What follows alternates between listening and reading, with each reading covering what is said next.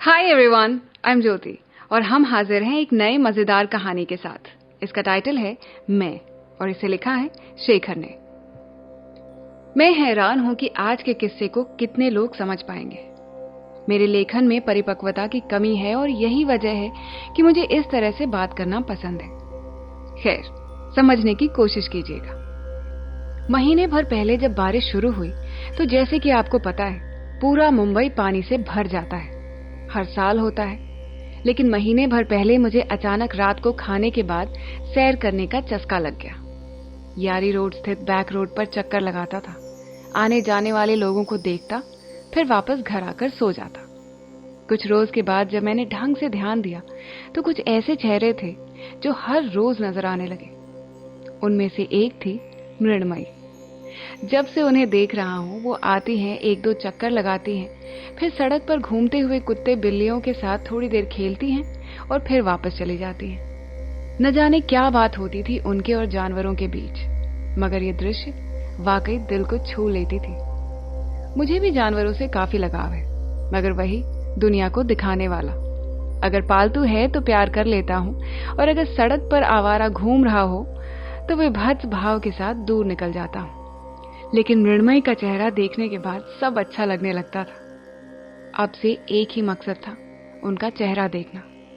सैर करना तो बस एक बहाना था। यूं ही कुछ रोज गुजर गए। कुछ दिन तक जो बारिश रुक गई थी, अगस्त का महीना आते ही फिर से शुरू हो गई। एक हफ्ता जमकर बरसा।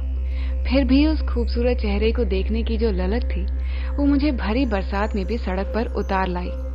छाता पकड़कर सैर करने लगा। पागलों की तरह उन्हें ढूंढने लगा। शायद उनसे प्रेम करने लगा था। नसीब से एक रोज जब बारिश रुकी तो मैं ठीक उसी समय सैर करने निकल गया और मृण्मयी के आने से पहले ही सड़क के कुत्तों को पकड़कर उनके सर पर हाथ फेरने लगा ताकि उनकी नजरों में आ सकूं। और वही हुआ। दोनों ने एक दूसरे को देखकर मुस्कुराया और फिर धीरे धीरे किस्सा शुरू हुआ। हम हर रोज निर्धारित समय पर आते, 1 घंटे तक वॉक करते और फिर चले जाते। एक रोज वॉक के दौरान खूब बारिश हुई तो सामने मौजूद रेस्टोरेंट के छत के नीचे खड़े होकर बारिश के थमने का इंतजार करने लगे। बहुत दिनों से मन में दबी हुई वो बात आज शायद बयां कर ही देता मैं, मगर अचानक बाइक पर एक लड़का दिखा जो मृण्मयी को घूर रहा था।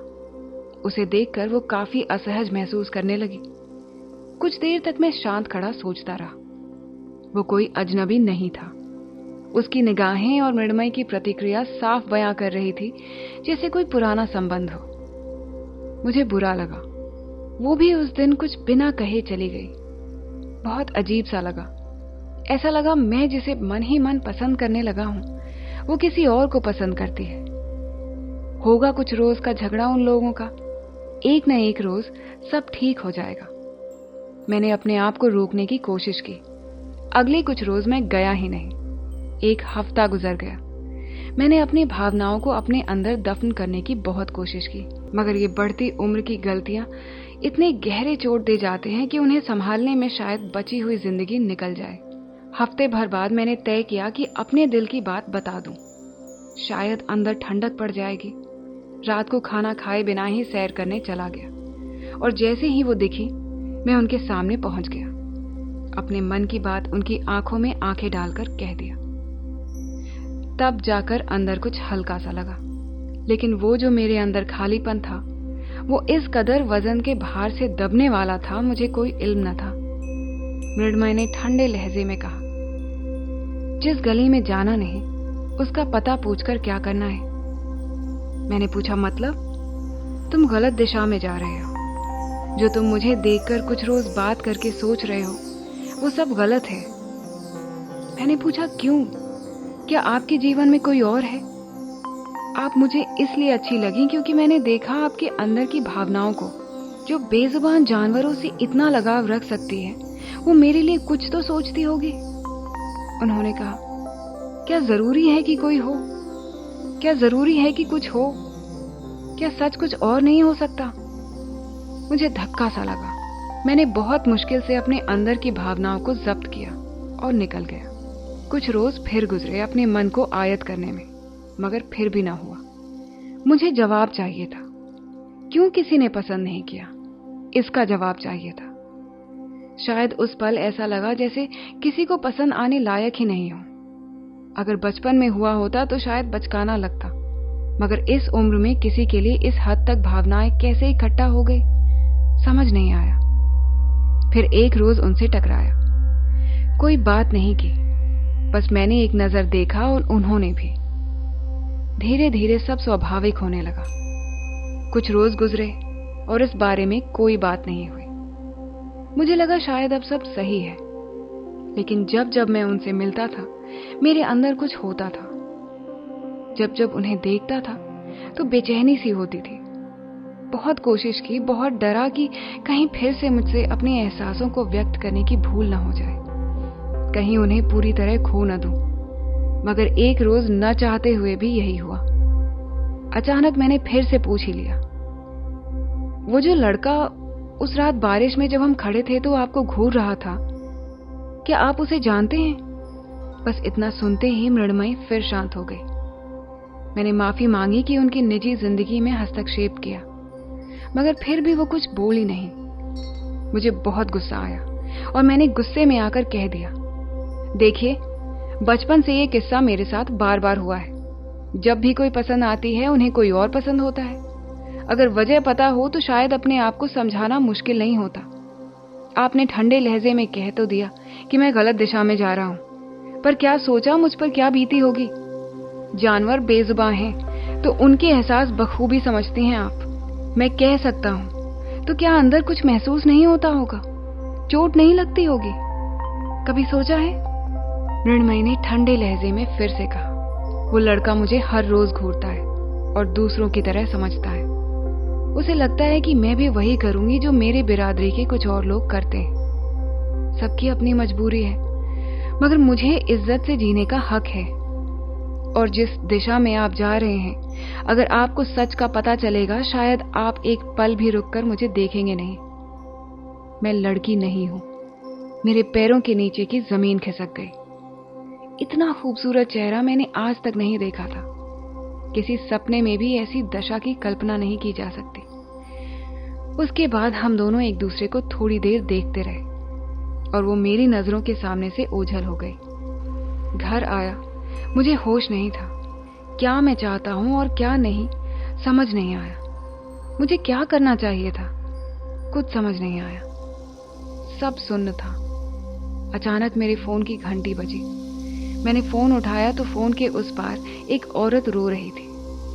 मैंने थोड़ी देर तक अननोन नंबर कहने की कोशिश की, मगर उन्होंने कुछ न सुना। उन्होंने बस इतना पूछा, मैं बहुत अकेली हूं, क्या आप थोड़ी देर मुझसे बात कर सकते हैं? मैं खुद इतने बड़े उलझन में था कि इतनी जल्दी ये सब क्या हो रहा है कुछ समझ नहीं आया। मैंने फोन काट दिया। अगले रोज मैं यही सोचता रहा, क्या अब भी मुझ में वो प्यार बाकी है जो कुछ रोज पहले एक लड़की के लिए था? क्या वो सिर्फ इसलिए था कि वो कुछ रोज पहले लड़की थी? कैसा इंसान हूं मैं? इन सारे सवालों के बीच फिर से वो कॉल आता। 2 रोज तक तो काटता गया, मगर कहते हैं ना, एक बार किसी की आदत लग जाए तो छोड़ना बहुत मुश्किल होता है। मुझे भी बात करनी थी, बहुत कुछ कहना था, शायद फूट फूट कर रोना था। तो मैंने तीसरी रोज फोन उठाया। वो महिला जो कुछ कह रही थी मैं इत्मीनान से सुनने लगा। कुछ रोज तक मैं सिर्फ उन्हें सुनता ही रहा ताकि मैं अपने आप को भूल सकूं। दरअसल वो अपने पति से बेहद परेशान थी। उनके पति उन्हें सब कुछ लाकर देते थे, उनकी हर ख्वाहिशें पूरी करते थे, मगर उनसे कभी बात नहीं करते थे। उन्हें कुछ नहीं चाहिए था, बस कोई बात करने वाला चाहिए था। उनके पति आए दिन नए दोस्त से मिलते थे और वही दोस्त गहरा दोस्त बन जाता था और फिर उनके पति उन्हें भूल जाते थे। उनके लिए उनके दोस्त ही सब कुछ थे। पूरी दुनिया के लिए उनके पास वक्त था सिवाय अपनी पत्नी के। घुटन सी महसूस होने लगी थी। कुछ रोज बाद मैंने अपनी आप बीती कहना शुरू की। पहली बार ऐसा लगा जैसे मां की गोद में सोकर अपनी सारी तकलीफें बता दूं और जब नींद से जागूं तो एक नया इंसान बनकर। मुझे उस रोज तक संदेह था कि मृण्मयी ने झूठ कहा। मुझे ठुकराने के लिए उन्होंने लड़की न होने की बात कही, क्योंकि उन्हें पता था इस तरीके से मैं उनका पीछा छोड़ दूंगा। फिर कभी न कभी उनके कठोर दिल को देखकर मुझे लगता था कि वो लड़की हो नहीं सकती। इसी उधेड़ बुन में मैं पड़ा हुआ था। काम काज सब ठप हो गया था और एक अजीब सी गुत्थी में उलझकर रह गया था। मन कहता था कि वो लड़की ही है। मन कहता था कि मैं फिर से कोशिश करूं। शायद मृण्मयी का दिल किसी ने बड़ी बेरहमी से तोड़ा होगा, इसलिए उन्हें अब किसी पर भरोसा नहीं। मगर हर इंसान तो एक जैसा नहीं होता। अतीत में आए हुए लोगों के कारण हम भविष्य में आने वाले लोगों को कैसे नजरअंदाज कर सकते हैं? हर किसी को एक ही तराजू में कैसे नाप सकते हैं? और इसी बीच फोन के उस पार से वो महिला बोल पड़ी। आपको पता है मेरे पति कौन है? आप उन्हें बहुत अच्छे से जानते हैं। मैं रुक गया। मैंने पहले सोचा कि शायद उन्हें मुझे सुनने में कोई दिलचस्पी नहीं है, मगर जब उन्होंने ये कहा कि मैं उनके पति को जानता हूं तो मुझे बहुत अचंभा हुआ। मैंने पूछा, मैं कैसे जानता हूं? महिला ने कहा, भूल गए ना मुझे? मैं अब कांपने लगा था। भला यह कैसा मजाक है? कुछ देर खामोश रहा और फोन रखने ही वाला था कि फोन के उस पार से आवाज आई। मैं आपके अंदर की वो महिला हूं जो कोमलतम हूं, जो अच्छा बुरा सब महसूस करती है। जब जब आप ठुकराए जाते हो मुझे तकलीफ होती है। ऐसा लगता है जैसे आपकी या मेरी कोई मर्यादा ही नहीं है। आप अपने भावनाओं को बेचने बाजार में निकल जाते हो। मगर क्या कभी मुझसे पूछा है कि मैं क्या चाहती हूँ? शीशे में हर रोज आप मेरे पति से मिलेंगे और मुझसे मिलने के लिए आपके पास वक्त नहीं है। मैं वही आत्मा हूँ जिससे बात करने के लिए आपके पास वक्त नहीं है। आप अभी भी यही पता करना चाहते हैं कि वो लड़की है कि नहीं। अगर प्यार है तो लड़का या लड़की क्यों मायने रखता है? कभी खुद से प्यार किया है? जब तक आप मुझसे भागते रहेंगे दुनिया भी आपकी कद्र नहीं करेगी। मैं चुप था। ऐसा लगा जैसे कोई भयानक सपना टूटा हो। फोन की ओर देखा तो कोई कॉल नहीं था। मैं अपने आप से बात कर रहा था। अश्वत्थामा की तरह मेरे अंदर जो भी शुभ था, कोमलतम था, उसकी भ्रूण हत्या हो चुकी थी। अब वक्त था अपने आप के साथ कुछ वक्त बिताने का और कुछ सवालों का जवाब अपने आप से पूछने का। मैं फिर से बैक रोड पर टहलने निकल गया और आज निरंतर चलता ही रहा, बिना किसी के इंतजार में। उम्मीद है ये कहानी आपको पसंद आई होगी।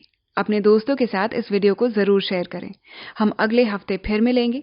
Don't forget to subscribe to our channel. Take very good care of yourselves and thank you for listening.